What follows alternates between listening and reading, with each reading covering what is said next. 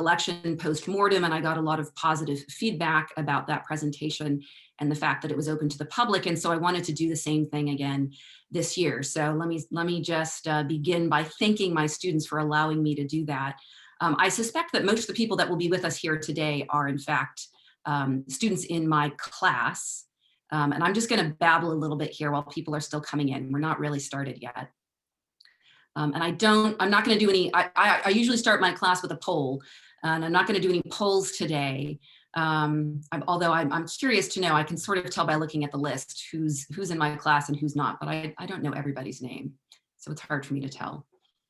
Yeah, I'm sorry, Derek. I know that's disappointing. I'll try to keep an eye on the chat, but once I start the actual presentation, I'm not going to be able to really do that.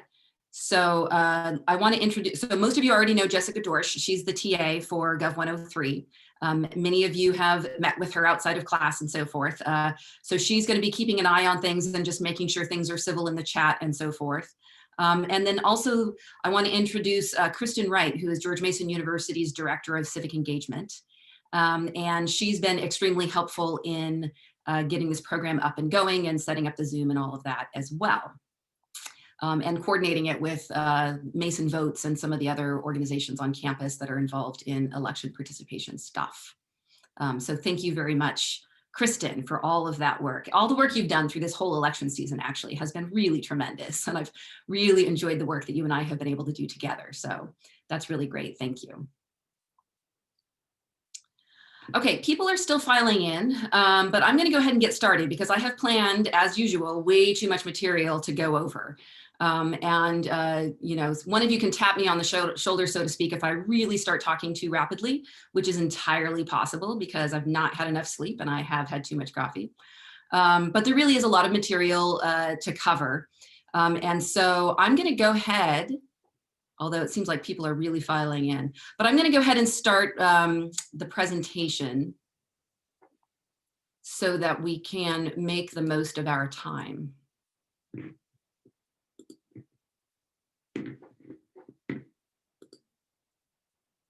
Okay, so let me just describe here at the beginning what my main goal is. And actually, now that I'm sharing the screen, I can't see the chat at all. So if you put things in the chat, I'm not going to know them. I can see at the moment Kristen's face. And so Kristen, if you wave at me and you need me to know something, it's okay to interrupt me. But otherwise, more or less hold questions to the end. That's going to work the easiest here. I probably will go all the way to 11:30, and I may be able to stay a little bit after that if there are still questions that roll in. But I'm going to do my best to get through this main part of the presentation during this period. So I'm calling this the election postmortem because that's what I called it 4 years ago, but it's not really technically a postmortem yet because we're not through the election yet. This has been one of the longest elections in US history, right? Because we started early voting here in Virginia back in mid-September, and here we are on November 5th, and the election is not over, vote counting is still going on. Although we do have a lot of results in a lot of races. So let me just begin by sort of setting the scene and setting up the goals for today. So one of the goals for today is that I'm going to focus on explanation and providing some assessment and analysis of the election outcomes. My goal here is to be I want to say nonpartisan, but I'm going to talk about parties a lot. So I'm going to say partisan neutral. That means I may say things that to a partisan's ear sound offensive that you don't like. And I'm just here to say, I'm not here to make you feel better about your partisanship. I'm here to make you more informed about democracy and elections. And so in my mind, that is one of the best ways to reduce people's anxieties is to just talk about information in a really straightforward, accessible way, regardless of who's hearing it. So that's my primary goal. My slide advancer is not working the way I want it to. Okay, and this should go without saying, but I do insist on respectful behavior among the participants. This is a session that's open to the public. I've never had a problem in my classes this year, and I'm teaching 2 classes in American politics. We've had a lot of discussion about elections and current events, and we've never had a problem with disrespectful behavior. And so I don't expect that we'll have any here today, but since this is a public session, I thought I would emphasize that part. Okay. The agenda. So here's my ambitious goal of what we're going to try to cover. I'm going to start with election results. And I'm going to talk a little bit about what it's like to vote during a pandemic, since we all have now lived through that and nobody else had before this. I'm going to talk about what the expectations were going into this election, and how those expectations were or were not met. And then I'm going to spend a few minutes talking about campaign money, the campaign finance side of things, which is one of my areas of interest and expertise. One of the big themes I'm going to be hitting on all day here is polarization, and what this election teaches us about partisan polarization in particular in American politics. I'll spend a few minutes on voter demographics. And then, of course, we have to talk about the polling. So if you're here to hear some news about the polling and what's going on with that, you're going to have to wait till the end. So there's my hook to get you to stay around, I guess. I don't mean that for that to be manipulative, but that's the order I've got set up. And then I'll wrap things up with a little bit of analysis to make sure the take-home points are really clear. This should go without saying, but everything in this presentation was put together in the last 12 hours. And so it's all preliminary. Some of these numbers are going to change, right? Because we're still counting votes. And one other word of warning that I want to say before we get started here, and that is that we are in an environment now in America that is the perfect greenhouse for developing conspiratorial thinking and the spread of misinformation.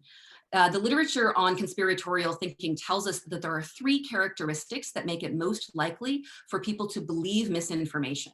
And that is when people are knowledgeable, and if you're here and watching this, then you're a knowledgeable person about politics. When people are anxious and uncertain, and that's pretty much where we are right now in American politics, and when you approach information with a fair degree of skepticism, which describes a lot of folks these days. These 3 characteristics make you more to believing misinformation. And so developing an awareness about your own vulnerability to possibly believe things that are untrue can be really helpful. And so I just want to caution you to be careful about what you believe. And that means go check information across different sources, use valid sources of information, and don't share things unless you're certain that they are correct information. Okay, now the real fun begins. All right, so let's start with where the results are right now. Now, not all the news outlets have called Arizona for Biden, but it's been looking like it's going that way. And the AP has now called Arizona for Biden. And the AP, to me, is the gold standard of this. And so these are the results as NPR is reporting them. So right now, the electoral vote count is Biden at 264 and Trump at 214. And just to remind you that you need 270 electoral college votes to win. So what we have is an incredibly close election. The states that are outstanding here are Alaska, which is only has 3 electoral votes and is almost certain to go for Trump. They're just being slow to count.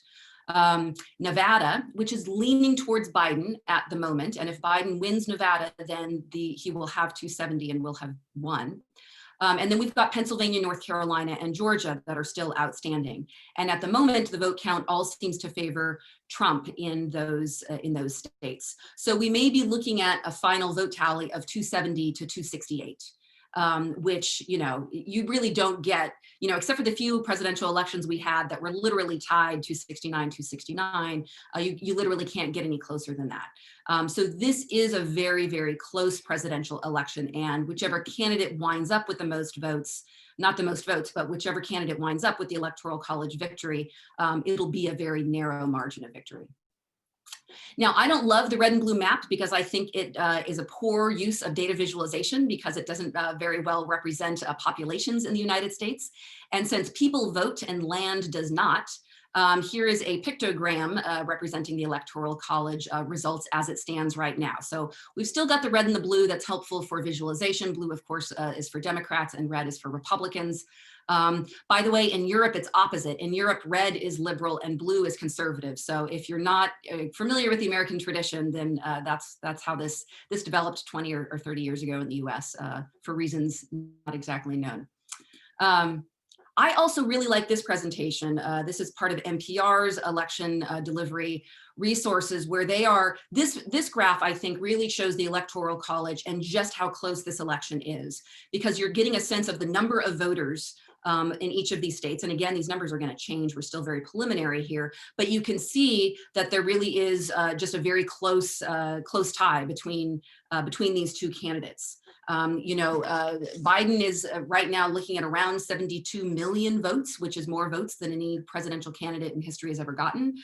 Trump is looking at around 68 million votes, which, with the exception of that Biden count, is the second most number of votes that any candidate has ever received.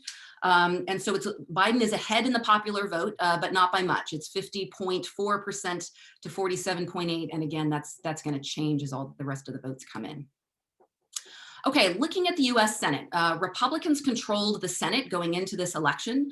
The Democrats needed to flip 4 seats in order to gain control. And it looks like they have probably flipped 2. Republicans had important holds in Iowa and Maine. They picked up, Democrats rather, picked up seats in Arizona and Colorado. Democrats lost a seat in Alabama. And the seats that are outstanding are Alaska, the 2 races that are in Georgia and in North Carolina. And I do think we'll get results in those soon. They are leaning towards the Republican candidates.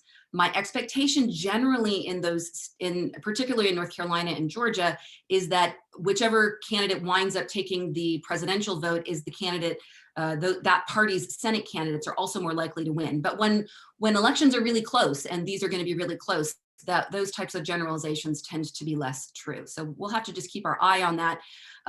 But right now, like, just to emphasize the difference of how close things are, in the presidential election, it's looking like Biden is likely to win. Of the 4 remaining states to be called, Biden only needs 1, whereas Trump would need all 4. But in the Senate, it's more or less the opposite. Republicans are almost certain to keep hold of the Senate. Democrats would need to win almost all of the remaining states, with the exception of Alaska, in order to take control, and that just seems very unlikely. And then again, we have the opposite result of that in the House, where we have Democrats had a 17-seat majority, 17-seat margin of the majority. So Republicans, rather, were going to need 17 seats in order to take the majority. And it looks, and the expectation going in was that the Democrats would keep the House and maybe even pick up some seats, when in fact it turns out Republicans picked up 6 seats so far. And there's still a number of seats that are outstanding. By all expectations, Democrats do appear to like they will hold on to the majority in the House, but that margin of seats that they will hold is going to be much, much narrower than what they enjoyed in the previous Congress. And so that will open up some questions about congressional leadership and other things. Okay, and here's the pictogram of House results, because again, I've got some data visualizations issues with the traditional maps. So you can really see the red and blue kind of distributed a little bit more equally in this type of graph that is by congressional district. I'm not going to talk specifically about the interesting races in Virginia, but if you want to ask those later, I can talk about them. Okay, so those are the results as we know them right now. Let me sort of try to summarize the key takeaways, and this will sort of set up the rest of the lecture.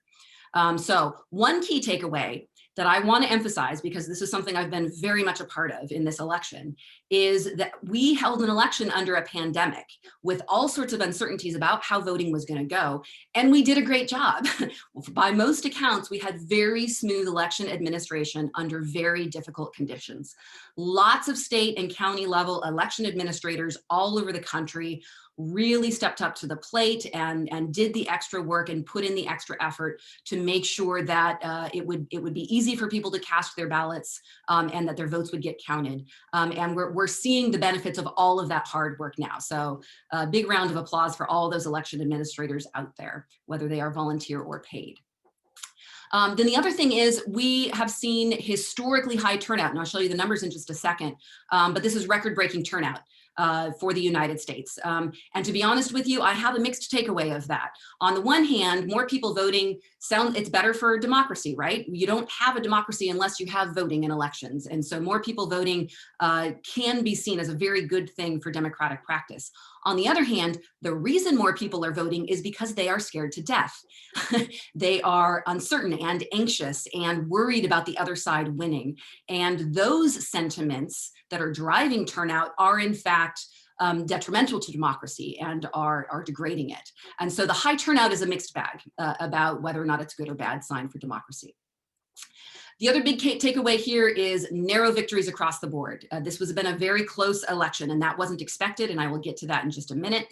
And then the other thing that I'm going to come back to again and again in this lecture is the key takeaways, the two big takeaways, if you remember nothing else. The framework that I want to give you for understanding not just this election, but all of American politics and where we're going in American politics is polarization and what I'm just, for lack of a better term at the moment, what I'm going to call Trumpism. And let me describe that more specifically in a second. But these characteristics about partisan polarization and this social phenomenon of Trumpism are really here to stay in American politics, at least for the medium term. And let me just be a little bit, I want to be very careful about what I mean when I say Trumpism. And because this can be a term that will trigger people or set people off and put you on edge. So I'm not using this as a categorization or as a label. There's a tendency particularly on the political left for left-leaning folks to sort of look at people who support Trump and just label them as racists and walk away. And that is a much too simplistic way to understand American politics right now. Trumpism is not a label. It is a social political movement that is associated with Donald Trump. And whether he wins or loses this election, he is not going away as a political figure. I don't know what will be next for him if he loses, but he is certainly not going away because he's built this giant phenomenon.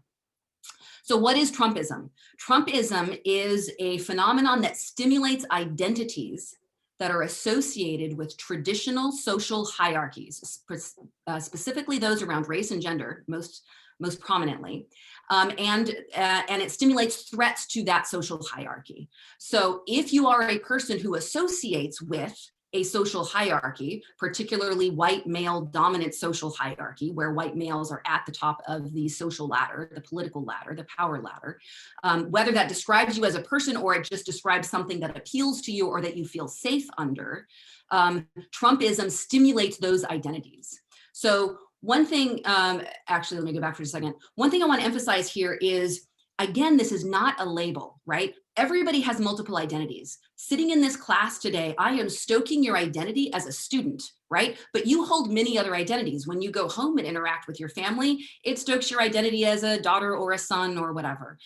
When you go to work, your identity as an employee is stimulated. When maybe you have other identities around music or athleticism or whatever. Different contexts and different messaging that you receive from people stoke and stimulate the many multiple identities that you share, that you hold. And Trumpism is simply a phenomenon that essentially stimulates the identities that are associated with feeling good about traditional social hierarchies. And yes, those social hierarchies are most closely surrounded around race and gender, and we'll get to that a little bit more. But this is a much more nuanced way to understand this phenomenon than labeling people as racists, which I think is just absolutely not useful. I'm a big fan of the Avenue Q song, "Everybody's a Little Bit Racist." So let's just set that one aside. That's an equal, well, it's not an equal, but in any case, I think it might be a helpful way to think about it. But the other thing that I want to add is that Trumpism is also a phenomenon in which people tend to be opposed to challenges to that current order, to that social hierarchy. And that includes opposition to the mainstream media, opposition to science, opposition to some traditional power centers. And an understanding of this phenomenon, I think, will help us understand both why the election outcome came the way that it did and why the polls got it wrong, which I'm going to come to. So that's your framework for understanding Trumpism. Okay, next on the agenda, pandemic voting. So bravo, everyone. More than 100 million Americans voted before Election Day. I can't emphasize enough how phenomenal this is. Many state legislatures, many states and counties stepped up to make this happen because prior to coronavirus, this really wasn't a possibility in most places. So this represents about 2/3 of all the votes cast in the 2020 election. So it's just a phenomenal amount of voting.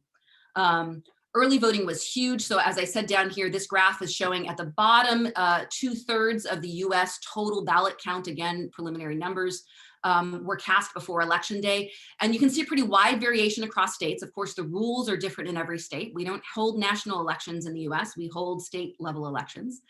But in places like Texas and Hawaii, you essentially saw a turnout that was greater than the 2016 turnout, and all of it came in before Election Day. So just really, really a lot of motivated voters out there that turned out. So that high turnout turns out to be the highest turnout we've had in about 120 years in the United States. So we got a more than a century marker here. We're looking at about 160 million voters. Nobody alive has voted in an election. That's almost a true statement. That has had more voters than this one. That will amount to about 67% turnout. For context, in 2016, there were about 139, just shy of 140, about 139 million voters, and that was about 60% of turnout, 60% turnout of all voters. So just a really, really stimulated electorate in this election. Okay, let's talk about expectations next. What were people's expectations going into this election, and how were those expectations perhaps not met? For people who woke up feeling a little shattered or fragile or discombobulated on the day after the election, this is probably why. So first, to point out, 2020 is really different. There's a lot of elements about the 2020 context that makes it different. First of all, first-term incumbents, as President Trump is, are usually reelected. Only once in the last 100 years or so, with Jimmy Carter, have we not seen a first-term incumbent whose party has only been in office for that one term, not reelected. So that incumbency advantage tends to be very, very strong. On the other hand, this graph shows President Trump's approval ratings through the course of his presidency. His approval rating has never been above 50%. So we've also never seen that, and we've never reelected a candidate whose approval rating was this consistently low. And so that's a remarkable figure for a president that makes this election unique. Of course, President Trump was also impeached. We've never had an impeached president on the ballot running for re-election. That was also very different. And, you know, it goes without saying that, of course, the pandemic changed everything, particularly about the administration of the election. So the other thing is, if we look at the polls, and I'm going to go into more detail about polling later, but just looking at the national polling average, Biden was never behind. There was never a period, you know, in specific polls, you could find them, and at state level polls, obviously, but in the national level polls, Biden was ahead through the entire election period. And at the end of the day, it was about a 10-point lead. And so usually analysts will tell you, if you have a double-digit lead in national polling, that should convert into a comfortable winning margin. But that's not what happened in this election. There's no comfortable winning margins, except in some state level stuff. Most of these races were run very closely. And so, so we'll get into that in a couple of minutes. But the other thing that set people's expectations is all the forecasting that goes on out there. So you may follow people like Nate Silver at 538, or G. Elliott Morris at The Economist, or maybe Nate Cohn at the New York Times. And these forecasters, these public journalistic focused forecasters, all essentially made it look like Biden was more or less a sure thing. So 538 had Biden at about 89% chance going into election day. The Economist had Biden at a 97% chance, so even higher. For the most part, these forecasts are strongly tied to polls. So if the polls are wrong, the forecasts are wrong. The forecasting, and I've gone on rants about this with my students, and I have publications about this as well. Forecasting is a misleading exercise, because by focusing on these percentages, these probabilities of an event, it sort of forces your mind to think about things in terms of coin flips or dichotomies or a binary, something that will or will not happen. When in reality, what polls are doing, polls are a statement of uncertainty, and a forecast translates a statistical statement of uncertainty into something that looks inappropriately certain, right? That overemphasizes a certainty that's not there. And so that's really my main beef with forecasting. That being said, the reason the forecasts have been so off and didn't necessarily reflect the true close nature of this election is because of the polling.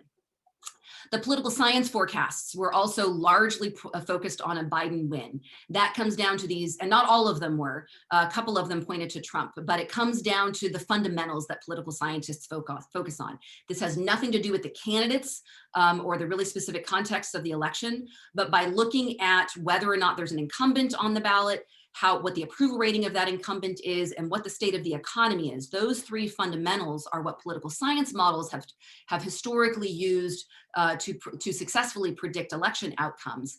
And for the most part, those indicators pointed towards a Democratic advantage this year. So that's what political scientists were looking at. And again, we're going to have to talk about why those might have not reflected the uncertainty or the closeness. Okay, next on the agenda is to describe a little bit of what happened in the money race. Okay, this to me is phenomenal. So I'm somebody who looks a lot at campaign spending. And what we have seen this year is just out of this world. So I don't know how to emphasize this enough. Whatever I say, it's going to be underemphasized. In 2020, we have spent twice as much on this election than what we spent in 2016. So we're looking at, by the time all the bills are paid, we're looking at about $14 billion spent on this election. In 2016, it was more like $7 billion. So that's an exponential increase in election spending. That's president and Congress combined, that's direct and outside spending combined. But we're just looking at, when you've got high turnout, when you've got all of this anxiety and intensity, it drives up people's interest in contributing to campaigns. And frankly, wealthy people have spare cash. And this is one of the things they decided to do with it in 2020. I have a sense that this is a little bit of a pandemic effect. A lot of consumer spending went down in 2020 because of the pandemic, and some people that may have been out there buying televisions or boats or whatever, perhaps decided to use some of that disposable income to support their favorite candidates. That's total speculation. Somebody write down these speculations that I make, because they are research questions that students could get into. So speculation number one is that the pandemic and consumer spending affected those donations. Okay, the other story about this is that generally Democrats raised more money and spent more money than Republicans did. So Biden beat Trump pretty handily on direct contributions. And that was with the exception of this day here in June, which was President Trump's birthday, where he got a huge bump in donations. Basically, Biden beat Trump on almost every other day of campaign spending throughout the campaign. And at the end of the day, Democrats outspent Republicans almost 2-to-1. So 6.9 billion of Democrats to about 3.8 billion in spending to Republicans. So one complaint that a lot of Democrats are going to be hearing, and that a lot of Democrat fundraisers are going to be hearing, is that their money wasn't well spent, because they thought they were spending all of this money to get a more decisive victory and to pick up the Senate and more House seats, and that stuff didn't transpire, and it's not even clear that they're going to have the presidency. And so that's a lot of money spent for people who may feel like they didn't get the return that they wanted. So that's a whole nother set of questions that will be revisited. The other big thing about spending this year is we saw a gigantic uptick in outside expenditure. So this is the spending that was enabled through the 2010 Supreme Court decision in Citizens United and some of the further following decisions that allows any outsider to campaign or to spend on behalf of a campaign, as long as they're not coordinated with the campaign, in an unlimited fashion. And what we saw here was a whole lot of enthusiasm among Democrats. So you had pro-democratic and anti-Republican spending from outside groups. This is all uncoordinated with the campaign, that far exceeded what the Republicans were spending. So that's consistent with the other data I just showed. But the other thing that I find interesting here is the differences between 2016 that I'm showing. So one big difference is the pro-Republican. These are both pro-Trump, because they had the same Republican candidate in 2016 to 2020. The pro-Trump outside spending just plummeted in 2020 relative to 2016. I don't have an explanation for that one yet, but it really went down quite considerably. But if you compare the pro-Democratic, so the Clinton spending to the Biden spending from outsiders, really just went way up. So that to me looks like more enthusiasm among sort of wealthy Democrats for their candidate in Biden, and less enthusiasm among wealthy Republicans for their candidate Trump relative to the previous election. Okay, we also saw massive online spending, and actually here the Republicans beat the Democrats. And I didn't pull the most recent data. This is a little bit dated. This comes from September, was when I last looked at this. But ads on Facebook and Google are absolutely spiking through this election. And you've got both campaigns and outsiders doing the spending. In general, Republicans were much more aggressive on online media than they were in traditional media, particularly relative to Democrats. This is consistent with the story that Democrats spent a lot and maybe didn't get what they were hoping for. So this is some key congressional races, including the Virginia 5th there. That's Spamberger's race, in which Democrats or that's not Spamberger, sorry, that's the good race. Sorry, I'm blanking on names. The one that was an open seat, because in any case, you can look up the race. I can talk about it later. The point of the graph is to say that there were key races, key congressional races, where Democrats way outspent the Republicans, but the Republicans won, right? So these are races where Republicans were able to win the race, even though they were heavily outspent. So campaign money, it's a big story, but it's also not doing as much. The effect of money is not where these donors, I think, perhaps think that it is. So that'll be interesting to see where it goes. Okay, so one of the big stories about this election and about American politics writ large is polarization. So what do the data tell us about polarization in this election? First off, just looking at the party breakdown, this is just couldn't be any starker, right? So Democrats supported Biden at a rate of 94%, Republicans supported Trump at a rate of 93%. Independents slightly favored Biden over Trump, but a little bit closer split there. But this is the big Democratic and Republican split. There are very few defectors, partisan defectors to the other side, to the other candidate. And so that's just a very stark statement about partisan polarization in the United States. It's also the case that each party finds their candidate the most fit and the other candidate to be unfit. So among Trump supporters, does Trump have the physical and mental health to serve as president? 88% of Republicans say yes.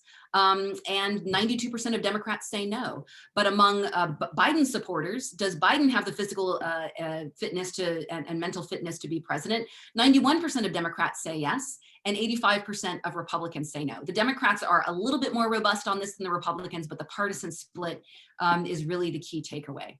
So this is all just essentially partisan polarization and what I call negative partisanship. There was also a polarized assessment of pandemic preparedness. Democrats think Biden is more prepared to address the pandemic. Republicans think Trump is. Those numbers are pretty equal. It's party that explains those preferences and almost nothing else. The pandemic in context of the economy is more or less the same story, where Democrats find that we can get the economy under control if we prioritize the pandemic. So contain the virus and then get a hold of the economy, as what Democrats are saying, whereas Republicans say rebuild the economy now, even if it hurts the virus efforts. And so these are just the messages that their elites, that their candidates are sending. Their supporters really picked up on that messaging and held true for the most part to that message. Also polarized assessment on economic preparedness. And this is the big one. This is negative partisanship. So for anybody who's here who's not in my class, negative partisanship is the sense that I hold my party ID not so much because I believe in my party, but because I'm anti the other party. So you have a political in-group, but you define your in-group by what you are not rather than by what you are. And negative partisanship is what is driving polarization in the United States right now, this antagonism towards your political outgroup. And it turns out that in this election, Joe Biden benefited more from negative partisanship than Donald Trump did, in the sense that for people who said that their vote was mainly about voting against the other guy, more Biden supporters said that their vote was not as much about supporting Biden as it was about getting rid of Trump. So this is anti-Trumpism. That is negative partisanship. That was really driving a lot of, that was the big story in the 2018 midterms. And that was not the whole story, but a big story about what was driving Democratic interest in Biden. We also have polarized beliefs about voter fraud. Again, partisans will believe what their leaders tell them. Democrats think that voter fraud is not such a big problem, whereas Republicans find voter fraud to be a pretty big problem. And so we can see that playing out right now today in the messages that the parties themselves are telegraphing as these recounts go on. Recounts and, excuse me, continued counts go on. Okay. The next thing on the agenda is to break down a little bit more of some voter demographics. So let me here start with gender. What we have in the United States is what is known as a gender gap. Let me be very specific about this, because almost always when you read this in journalism, they don't mean the same thing that, that social scientists mean when they talk about a gender gap. The gender gap, as social scientists understand it, is if we consider Biden to be the winning candidate, the gender gap is the difference between male and female voters among the winning candidate. So for Biden, his vote was 48% male and 56% female. That amounts to an 8-point gender gap for Joe Biden, which is a pretty large gender gap, but it's basically the same as the one that Hillary Clinton observed in 2016. Some people will also point to the gender lead, which is among female voters, what's the difference between the candidates? And here it's much larger. Media will often talk about what I call the gender lead as the gender gap, but in social science, these are two different things. The gender lead among women voters was that they strongly preferred Biden by about 13 points more than Trump. On race, we also have some clear trends where Biden wins all of the non-white categories, particularly among African Americans, and Trump won the white vote by a pretty healthy margin. But compared to 2016, and I'll get into this a little bit more later, Trump increased his share. It's not shown in this graph, but he increased his share among Black and Latino voters relative to the share that he got in 2016. So that's going to be something that we'll be looking at. I'll talk about it a little bit more later, but it's going to be something that political scientists will be studying quite a bit about what's driving those changes in preferences among some Black and Latino Republican voters. On race and education, we see a pretty similar story to what we saw in 2016. Again, Biden wins non-whites, both among the college and non-college population. But Trump handily won by a wide margin, the non-college white by a 2-to-1 margin. And Biden won the college white vote. Oh, wait. Oh, sorry, there's an error in the slide there. That shouldn't, I think something got updated and I forgot to update the slide. So that's not a win, that's a tie. We'll have to update that one later. So forget that last point. On education, Biden won the young vote. I'm going to be really interested to see after everything's counted whether or not we saw an uptick in young voters, an overall turnout. But Biden certainly handily won young voters this year. Trump wins all other age categories. Oh, there's another error. Biden actually won the 30 to 44 age category. Here's what happens when you do slides when you have had only 2 hours of sleep. So there's a little error there. So Biden actually barely won this category, but otherwise Trump won the older categories by a little bit, but not by a lot. Oh, not even this category. Sorry, this slide is all kinds of wrong. Forgive me. Let's see, the candidates also tied with non-college voters, which I think maybe I already showed.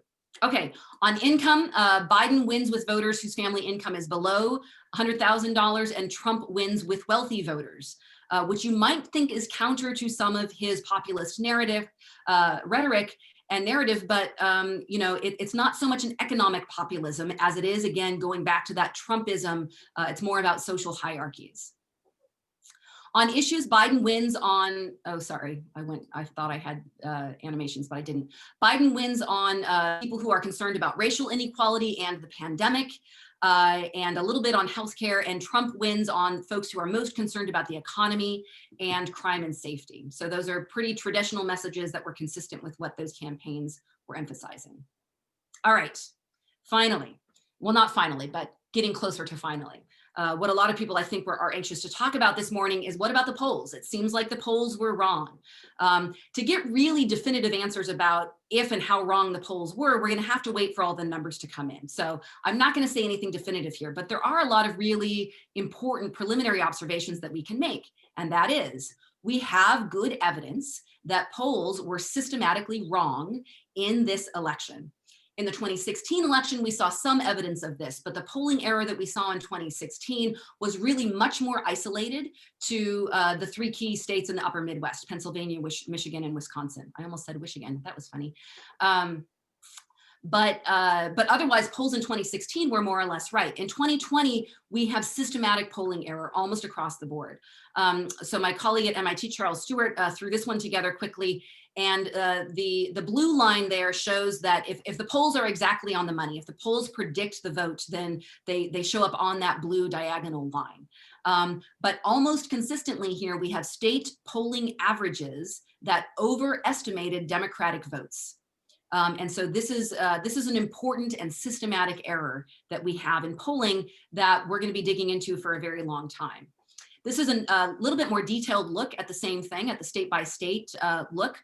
So polls that are, or blue dots that are leaning to the left here are polling errors that favored Democrats, that essentially overestimated the Democratic vote. And blue lines that are, or blue dots rather, that are going to the right are polling errors that overestimated the Republican vote.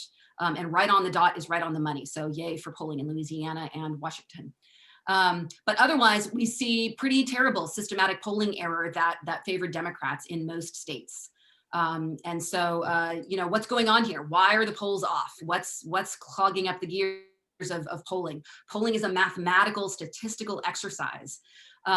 So first thing, you know, we're going to be studying this for a long time.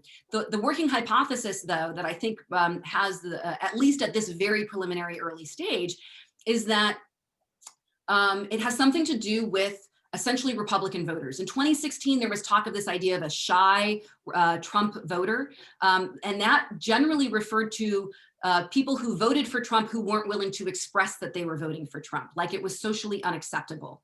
And first of all, there was very little evidence for that in 2016. And in 2020, there's even less evidence that that's what the problem was.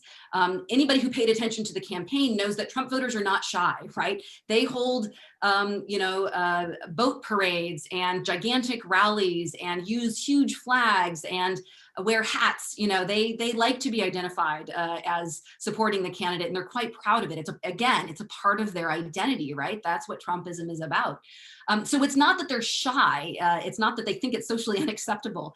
It's that the Republican voters, it seems like it goes back to this idea of Trumpism, where it's a population that tends to just be more skeptical of the powers that be, more skeptical of science, more skeptical of elitism, more skeptical to the mainstream media, and maybe of math, although, you know, that sounds really weird to say out loud. But in essence, this skepticism of the social hierarchy, and that if you see science and mainstream media as a threat, as challenging the social hierarchy that you appear to benefit from, then you don't want to participate in that. You don't want to answer their polls. You want to refuse to answer. And so that turns into a non-response bias, is what we call it in polling, that is systematic. And apparently it seems that the pollsters did not appropriately assess that and correct for that non-response bias, although I can guarantee that that's what they'll correct for next time. But what it means is we need larger samples. We need more contextualization that occur at these group levels. Polling is a statistical exercise. Polling itself is an exercise in a statistical exercise that emphasizes uncertainty. That's the whole point of statistical polling, is to show where we have uncertainty. And we can be precise about our uncertainty in polling. But when people talk about polling, they tend to talk about it with certainty. You know, anything over 50% is something that's going to happen, and anything under 50% is something that isn't going to happen. That's not what the polling says. That's an inappropriate way to understand the uncertainty that comes from polling. So we have both a problem in, I think, a systematic non-response bias that's going to have to be addressed through our methodology. And we have a problem in our communication of polling and how we think about it as news consumers, and as how the talking heads talk about it, particularly the forecasters, right? Which I mentioned previously. Okay, I have a couple of slides that are a Florida deep dive, but I'm actually going to skip them in favor of taking questions because I'm coming up on time. So you can ask me to come back to these if you want. Basically, Biden way underperformed in Miami-Dade County, and we can start to dig into that a little bit. But I'm going to skip that for now so that I can sum up and leave some time for questions.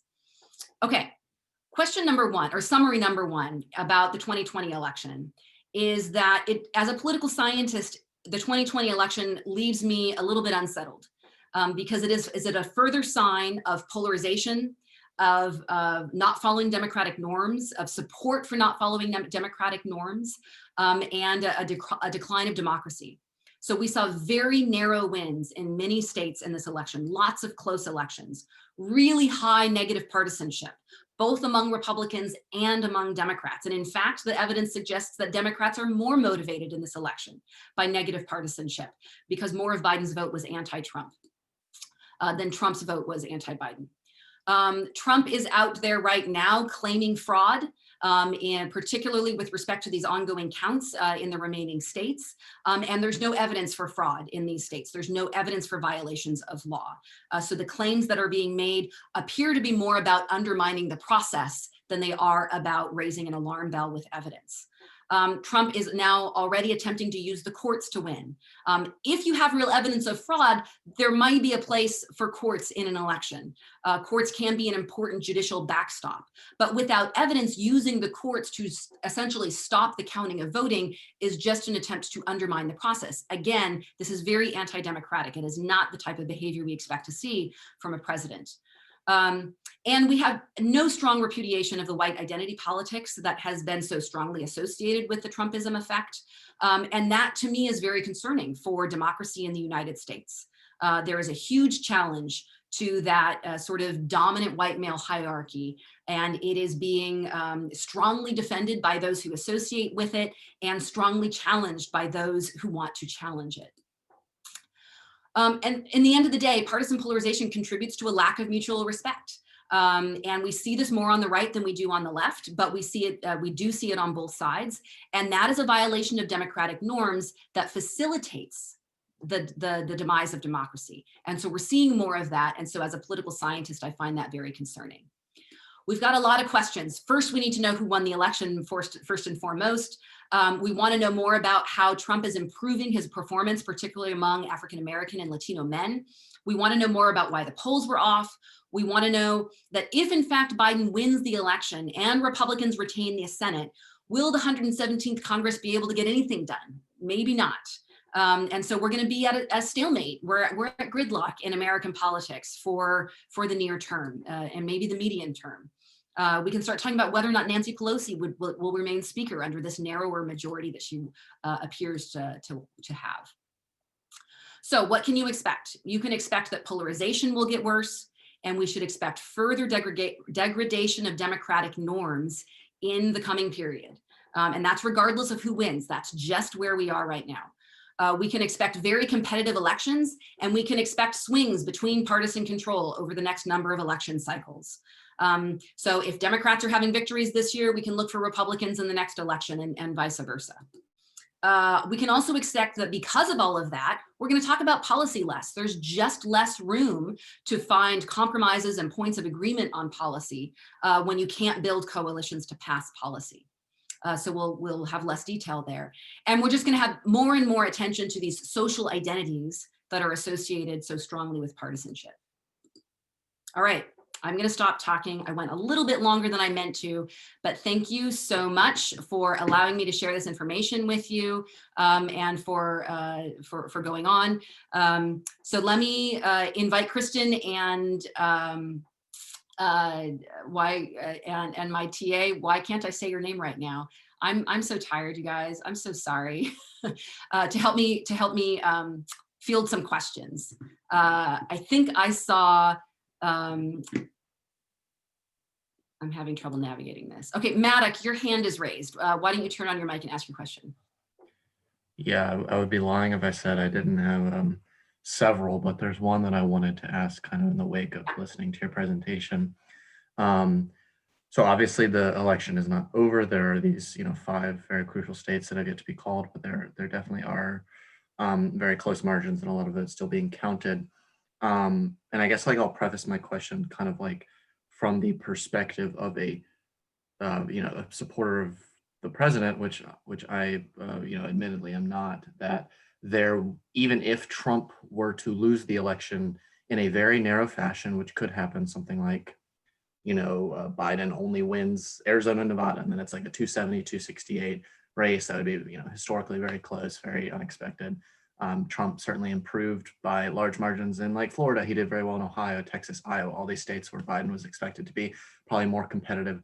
But my question is, I have been seeing a lot of and hearing, from all the media and things and literature that I've been consuming surrounding the election these past few days about how like this election is, very, very close, and it's not going to give Biden the mandate that he wants. But my hypothetical that I wanted to ask you and Ms. Wright and Jessica and everything is that the way the election is very likely to turn out based off information that is coming out just this morning, and a lot of the mathematical analysis that I've been looking at is that Biden seems very, very likely, again, not certain, to take Arizona, Nevada, Georgia, and Pennsylvania. And the jury is out on North Carolina, as it will probably be for several days. But that would be a greater electoral college advantage than won by Trump in 2016. Not only that, Biden seems on track to again win the popular vote by an even greater margin than Hillary Clinton in 2016.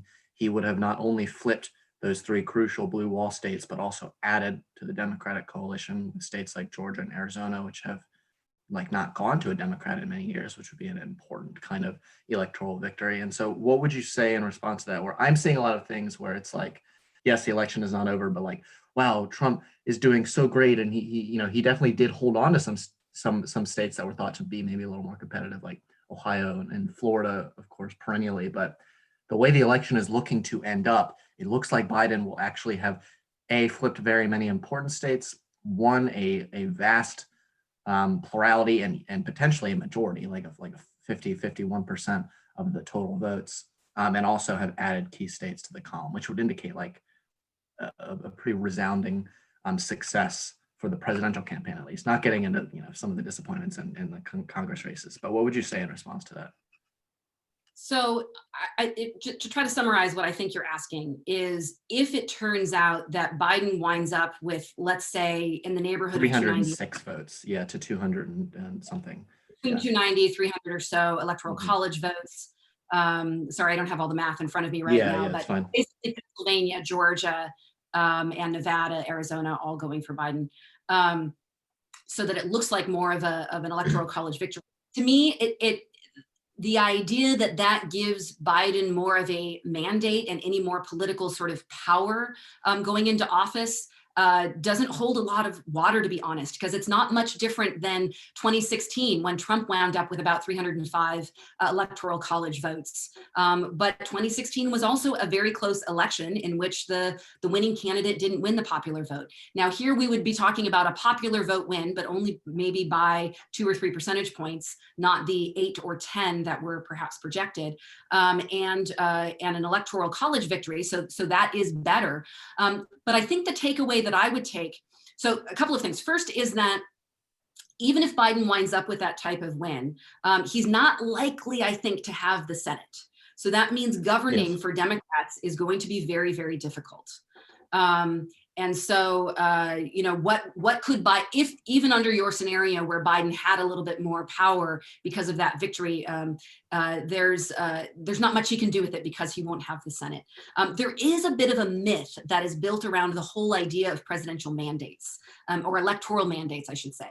And that is that, presidents don't really get mandates.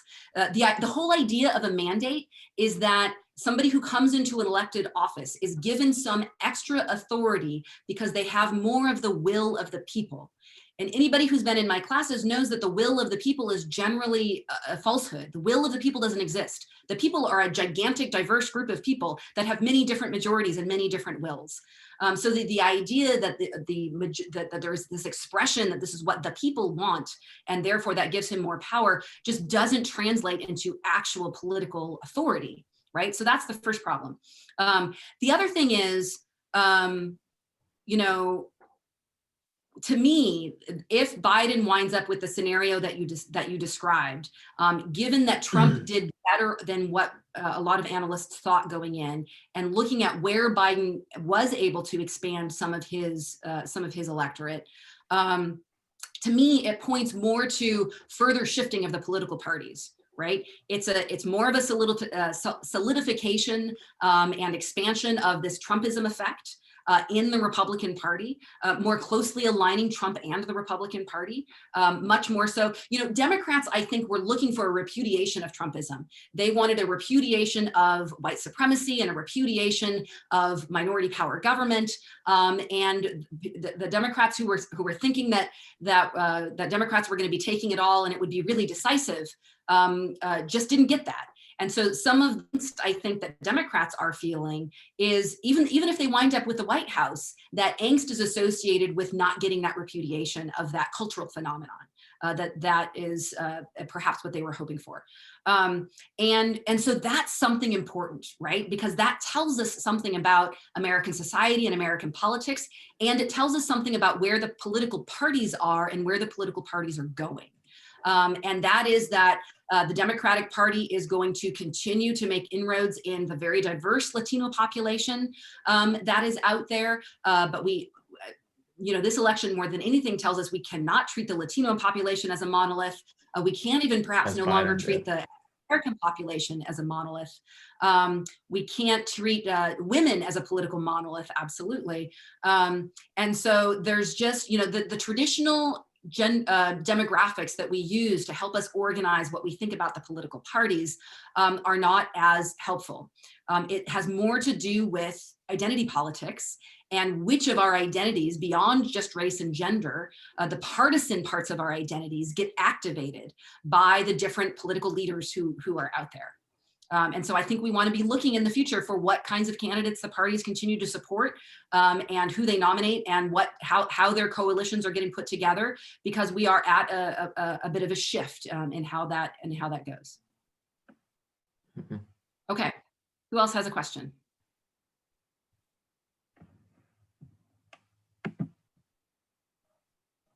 If you're shy about questions, you can put them in a private chat to me or to Kristen or to Jessica.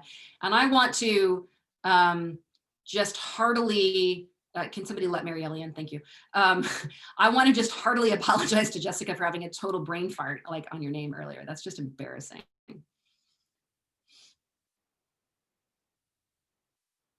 All right, what else do you guys want to talk about? Or you can challenge me on stuff if you want to. You can ask me to go slower on stuff that I went too fast on.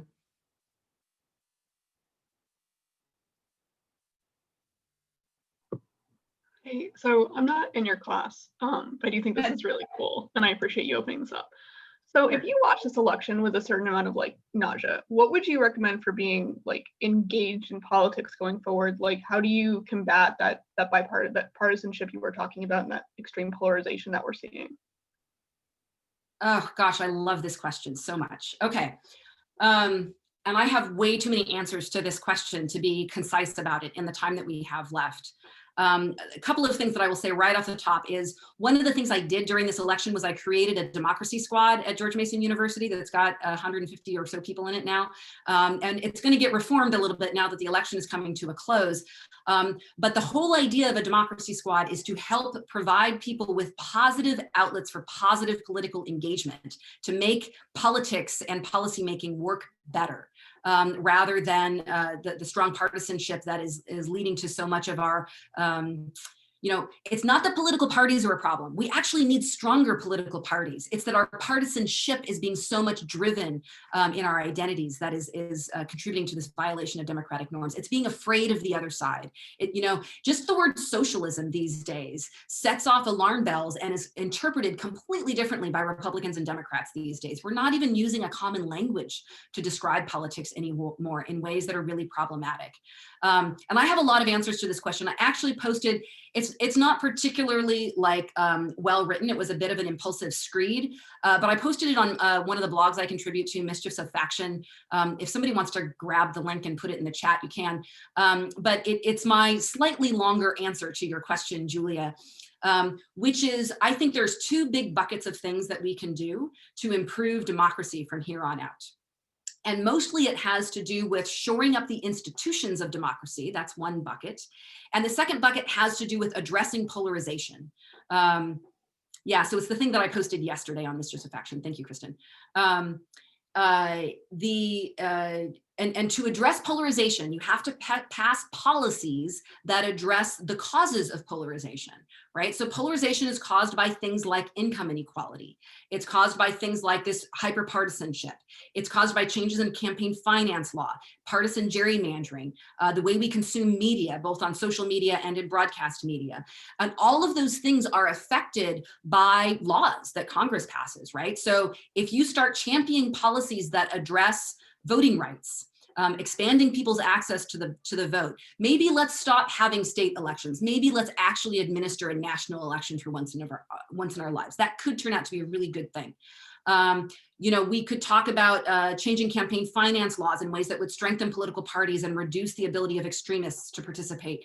We could talk about changing tax policy to address income inequality, which is one of the chief sources of partisan polarization at all levels of government. There's a bunch of other things that we can put in those buckets, and I go into more detail in that mischiefs post.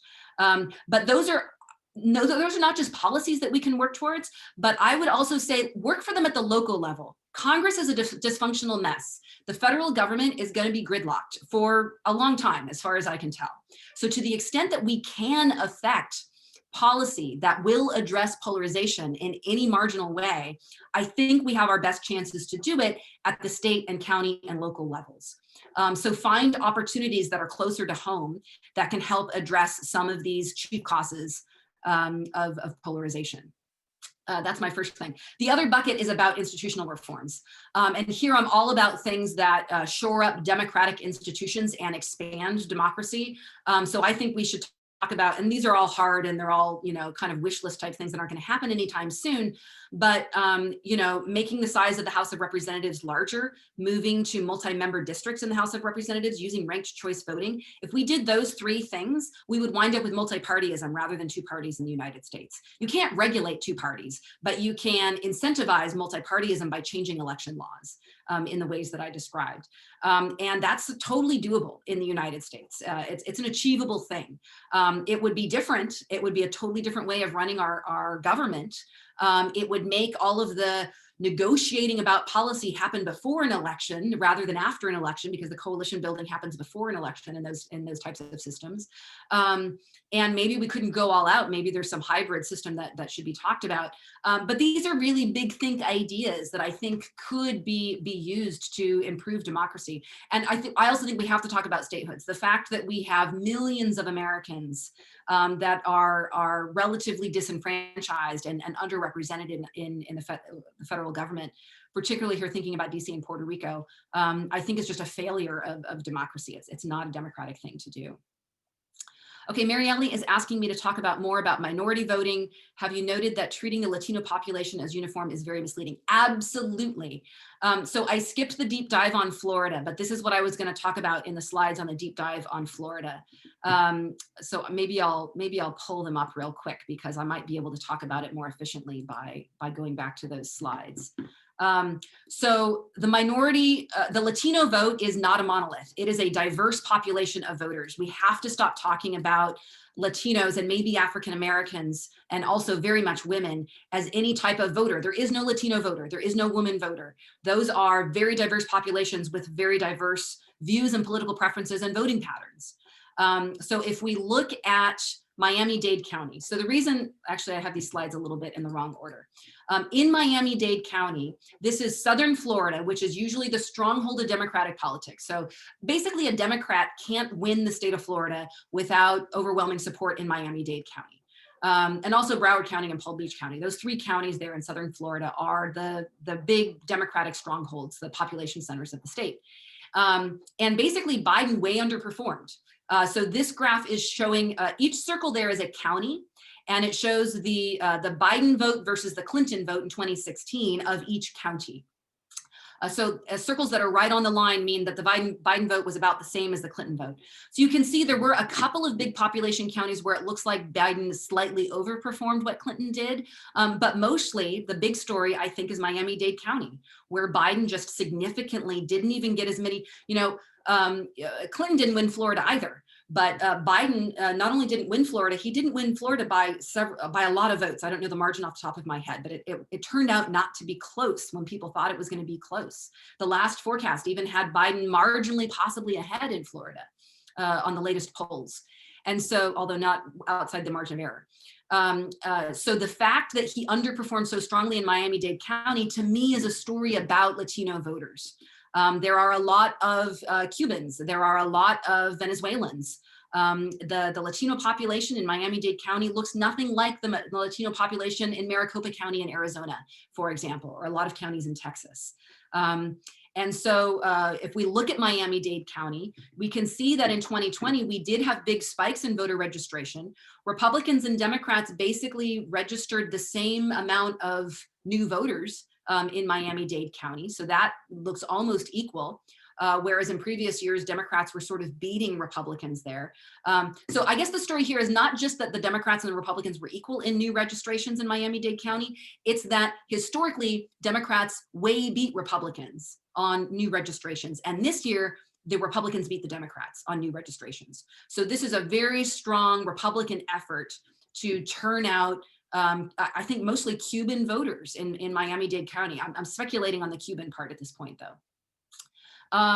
And really, if we look at among Hispanics only, so this really is just Hispanics. And you know, I don't know what proportion of the Hispanic population in Miami-Dade is Cuban off the top of my head. Maybe Mary Ellie knows that, I don't know.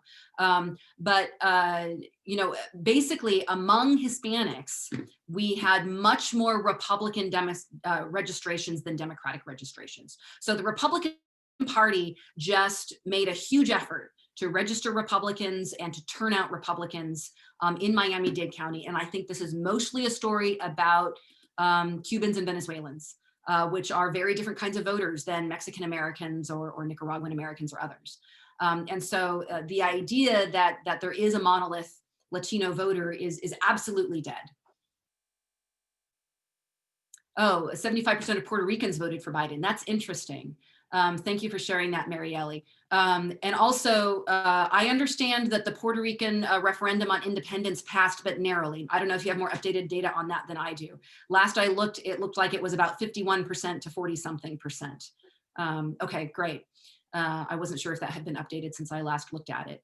So that's, I think, a positive sign perhaps for expanded democracy and maybe towards statehood, although I think Republicans have largely been against that. But to be honest with you, looking at how Republicans did with at least some Latino populations in Miami-Dade County, I don't think Republicans should be afraid of giving statehood to Puerto Rico. I think both political parties have possibilities there. Although the fact that 75% of Puerto Ricans went for Biden might make Republicans very reluctant to tread there. Okay, I have gone over time. I said I was going to stop at 11:30, so I think we should call it a day. Thank you so much for being here, whether you're watching this on a recording, whether you're in my class or not. I hope you found this helpful. Please feel free to follow up with me or with Jessica or with Kristen on questions related to the substance of the lecture or how to get access to it. It will be posted on my YouTube channel, on my website, and on the Mason Votes website, both as a recorded video and also the slides I will also make publicly available. So thanks very much, everybody. Take care and be patient while the votes continue to roll in, and be wary of misinformation, please.